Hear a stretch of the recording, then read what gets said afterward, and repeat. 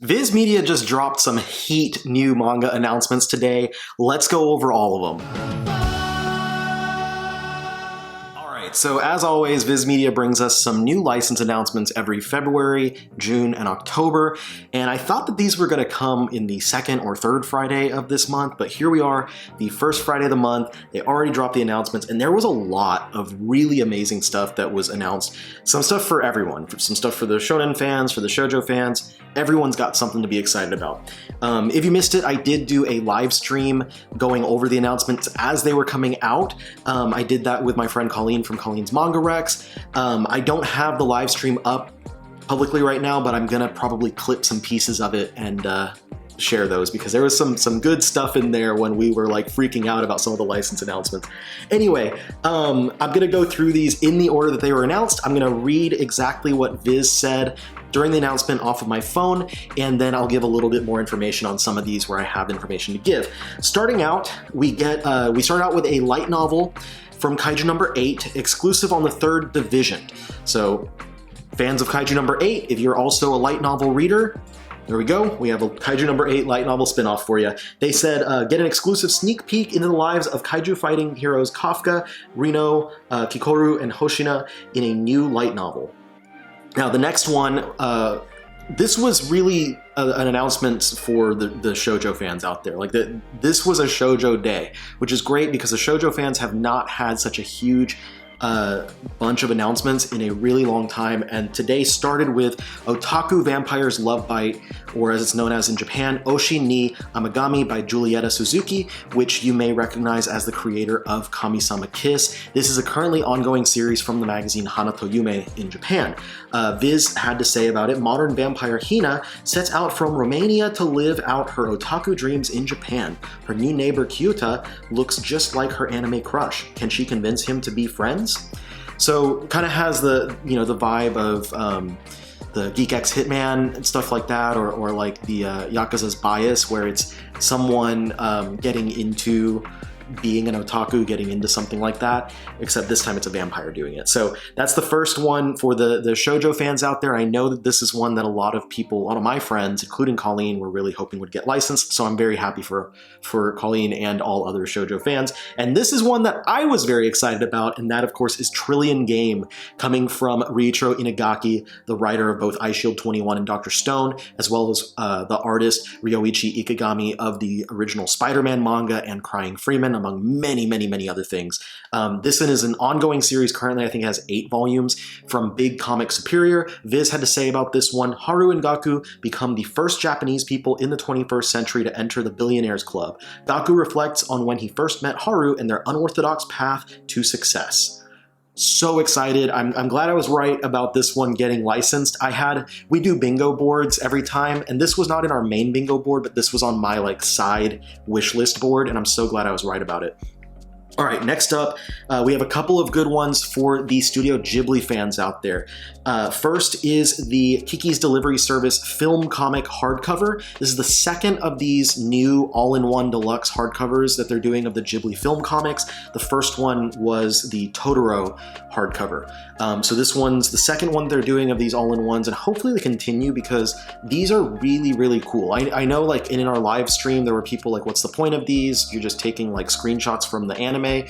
In most cases, I would agree with you, but with the Ghibli ones, because of how beautifully like hand painted every single scene is, and the fact that you can pretty much make any scene into like a beautiful still photograph from a Ghibli movie, these are fantastic books and they are beautiful to look at. So I'm very excited that they're doing this line.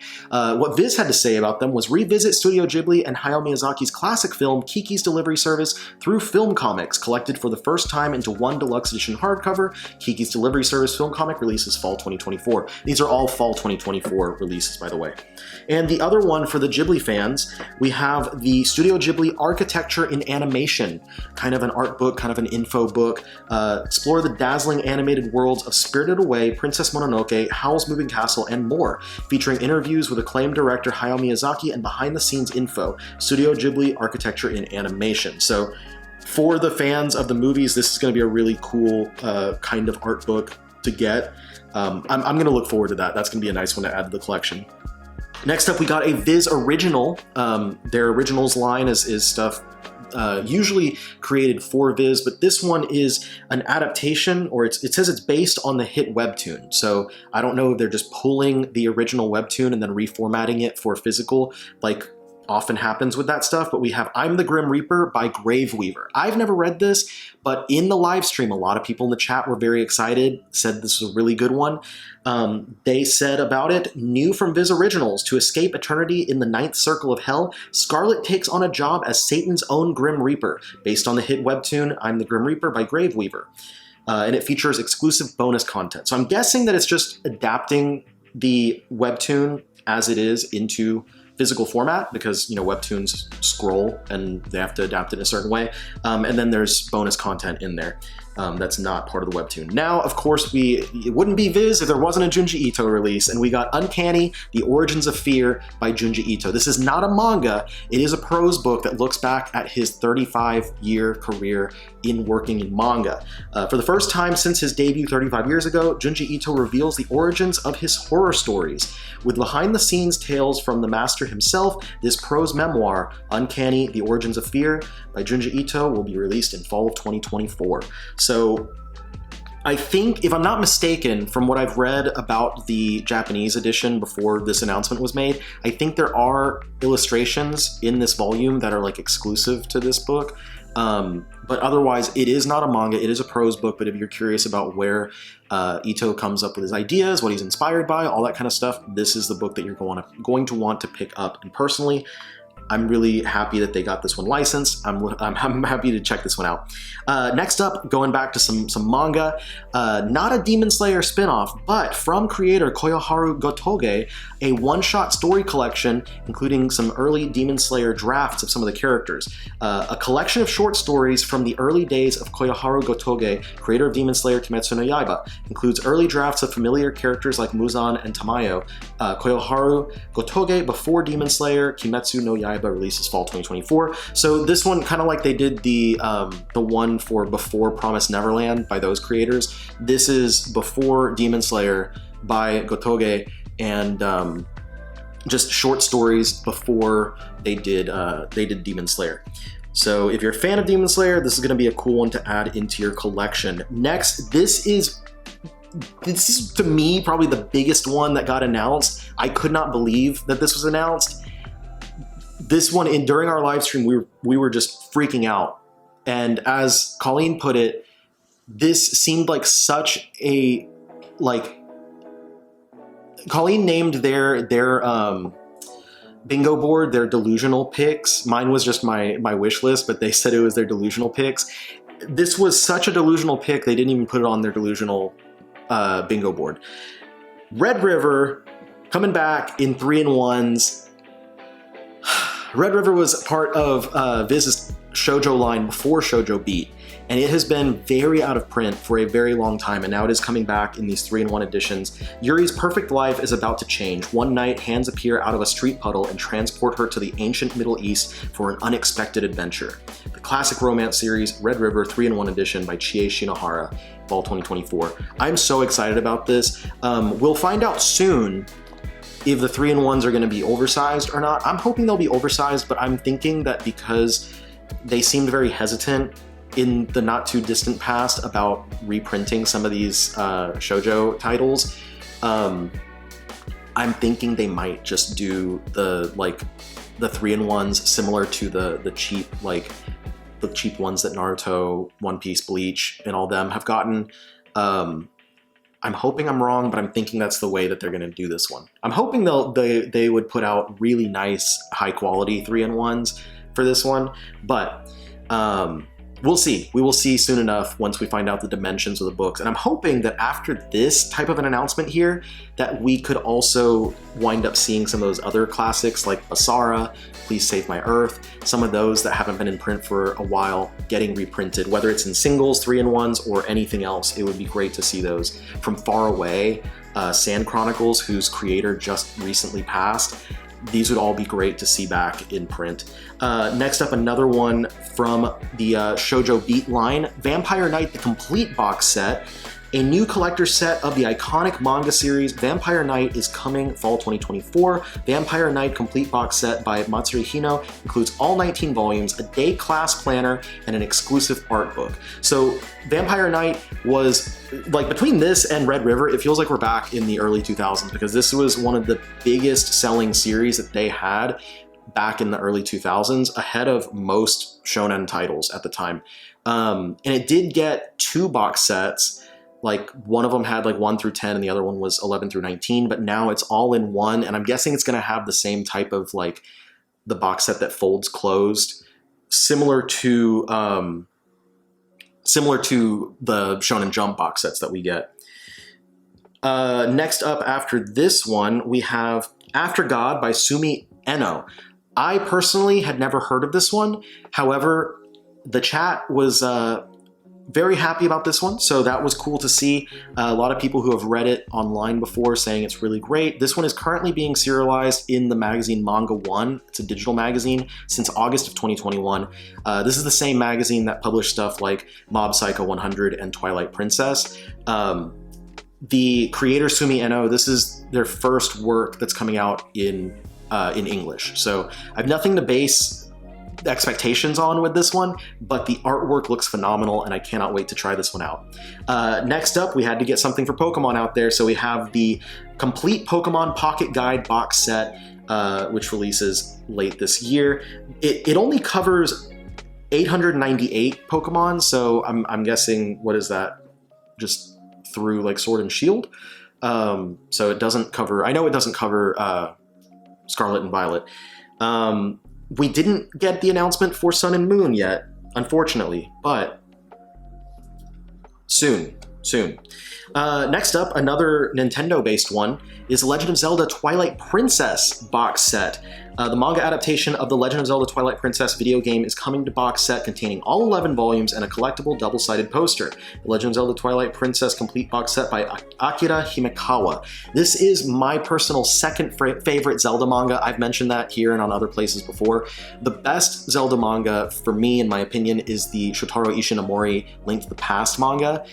But this one is the next best because it takes 11 volumes to actually tell the story and tell it in a really great way of Twilight Princess, whereas all the other Zelda manga are all just a single volume or maybe 2 volumes if we're lucky. They don't get a lot of time to breathe and do character work and expand on things, but this one does really well. And I really, really enjoyed it. If you're a fan of Zelda, especially if you're a fan of Twilight Princess, and you haven't read this one, I highly recommend it, and the box set is going to be a perfect place to get this one. Now, the next one, this is another one of the huge ones, another huge, absolutely phenomenal announcement for shoujo fans. Colette Decides to Die. This is one that so many of my friends have been wanting for such a long time. It is a very loved series by so many. VIZ had to say, overworked apothecary Colette jumps into a well. Instead of dying, she finds a new lease on life by caring for patients in the underworld and romance with the Lord of the Dead himself, Hades. Now, this was from Hanato Yume magazine. It ran from 2013 to 2021. And it was stated apparently on the Shoujo Beat Tumblr that these would be a 2-in-1 release. So it has a total of 20 volumes in Japan, so we'll get 10 Shoujo Beat editions in English. I think Colleen had mentioned that there's a follow-up series as well, like a short one, so maybe we'll get that one after the main series is done. But this is a huge, huge, huge win, and if there's people out there who are curious about trying shoujo, this is one that a lot of people will be recommending once it comes out from VIZ later this year. Very happy that this finally happened. A big one to cross off for so many shoujo fans' wish lists. And now we get a couple for the JoJo fans. We got the shoujo, now we get the JoJo. That was a stupid joke, I'm really sorry. First up, JoJo A Go-Go art book. What VIZ had to say is explore the world of JoJo's Bizarre Adventure in a new art book. With illustrations spanning Phantom Blood to Stone Ocean, this long-awaited hardcover is a must for any JoJo's fan. So this is the second art book from JoJo's that we're getting available in English. And this one, I do have the Japanese release. I don't know if they're going to release it in this massive of a format or if it's going to have this outer case that has this like spinning wheel on it that kind of changes the illustration on the cover. And within the box, has the hardcover inside.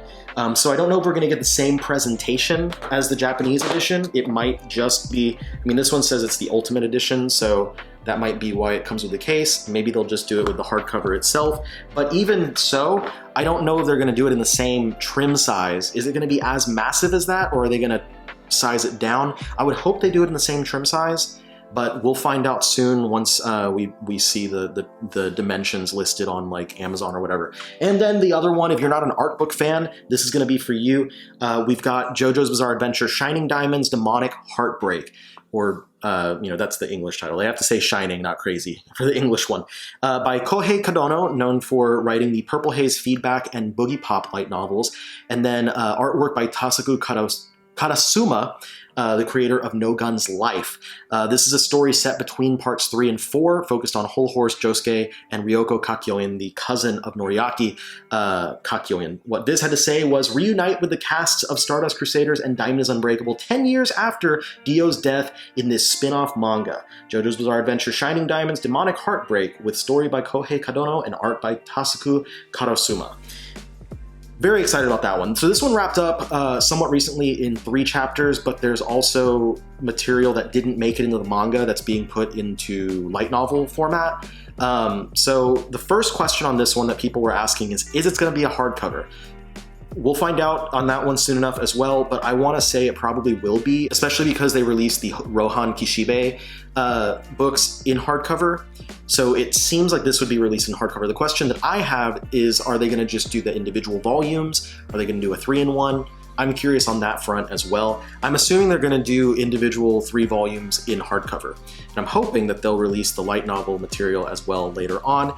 And in general, I'm hoping that they'll release English editions of all the JoJo's light novels. Now, of course, the big question in regards to JoJo that I know that you probably have right now is, what about Steel Ball Run? Well, from the current schedule of releases, Steel Ball Run will start to come out in May of 2025, which means that we will either get the announcement next round in June or in October. It could be either one, but it will definitely be announced in June or October of this year. So just, you know, hold on just a little while longer. Steel Ball Run is coming around the corner. Next up, we got Rainbow After Storms by Ruka Kobachi. Now, this is a GL series, a girls' love series, or Yuri, that ran in Sunday Webry, a Shogakukan web magazine from 2017 to 2023 with a total of 13 volumes. Viz described this one with Nanoha and Shidori are best friends who attend the same all-girls high school and also share a heart-pounding secret, they're lovers. Follow their stormy relationship in Rainbows After Storms by Ruka Kobachi. I don't think the creator has done anything else as far as from what I was looking at, but GL fans finally got a new one coming from Viz. It's been a while since there was a new GL series from Viz, so good for all y'all. Then we got a couple of Marvel books. 2 separate Marvel books this time. The first one is SpiderMan Octogirl from the team behind My Hero Academia Vigilantes, Hideyuki Furuhashi and Betancourt. This has been ongoing since last June in Jump Plus. Viz had to say about this one, a Spider-Man manga from the creators of My Hero Academia Vigilantes. Dr. Octopus faces a challenge. Life as a schoolgirl in Japan. SpiderMan Octogirl English edition with story by Hideyuki Furuhashi and art by Betancourt. So this one, I believe, from what I've heard, it is canon to Spider-Verse. I mean, everything Spider-Man is canon in the Spider-Verse, but they're supposed to be specifically, this one's canon. I don't know. I don't know what I'm saying. But if you're a fan of Spider-Man stuff, it also is not the first time that we've had a young woman Dr. Octopus. I think that there was a young female Dr. Octopus in Web Warriors that Marvel published several years ago.